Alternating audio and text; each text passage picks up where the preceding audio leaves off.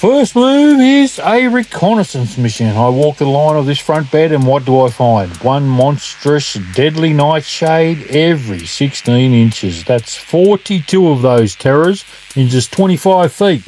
And here's the kicker. Each one carries up to 1,000 seeds. 1,000. Ignoring them means basically planting a thorny forest for the next spring.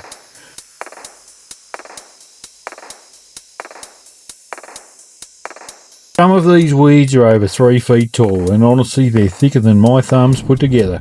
This isn't just a garden chore anymore, it's a full-blown crisis for this property.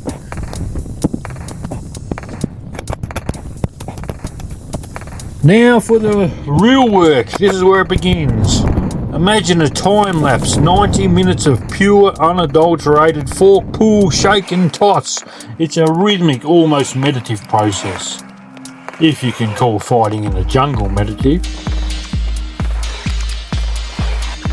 The sun's beating down, my back drenched, but that growing pile of villainous weeds are in the buckets.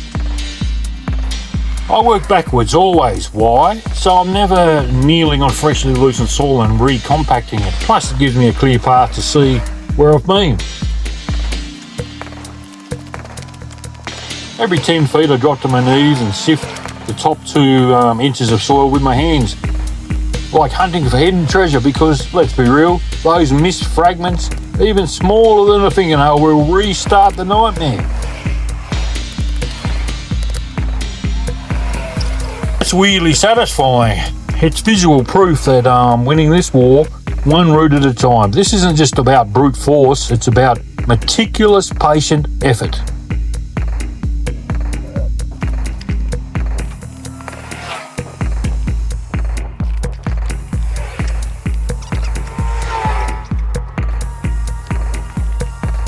Okay, the battle's won, but the war on weeds is a marathon, not a sprint. Time for the final lockdown. I blanket the entire area with a generous 3 inches of wood chip mulch. This isn't just for looks, it's a protective barrier. Any weed seed that dares to land on it will sprout and quickly die before its roots even touch the soil. It's like a natural force field. Mulch also helps regulate soil temperature and retain the moisture, which is a huge bonus for new plantings. It's an organic pre-emergent that stops new seeds from forming roots, giving the new plants a head start. And the absolute last step, dragging that filled buckets laden with all the vanquished foes straight onto the curb. Okay, so I started this morning. I started with this jungle, a front bed that's never seen proper daylight in a year, 90 minutes of focused violence and a whole lot of sweat later. The soil is dark, loose and absolutely ready, and the best part, it's the job done right. So this scene won't have to be repeated next week. Oh wow, look at that. Big buckets. A full. Yeah.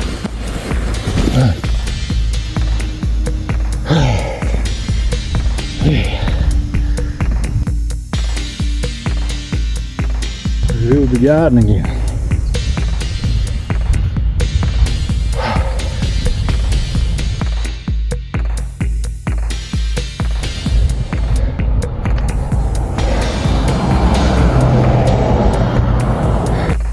Finished the job, roots and all. I didn't just trim the tops, I went deep. If your garden is staging its own rebellion, remember this simple mantra.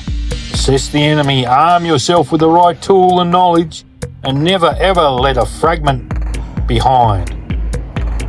Victory smells like compost and sore shoulders, and today, my friends, it smells absolutely awesome. Go get 'em.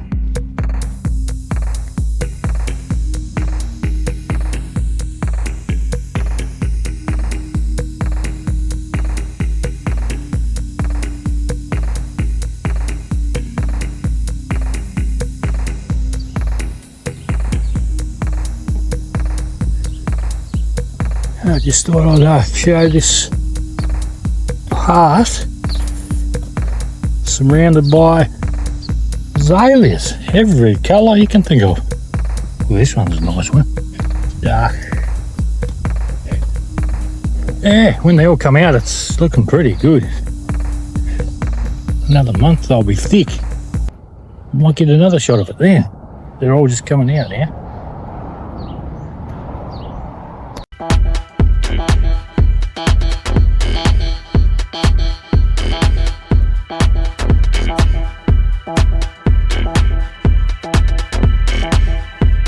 So I'll get to it.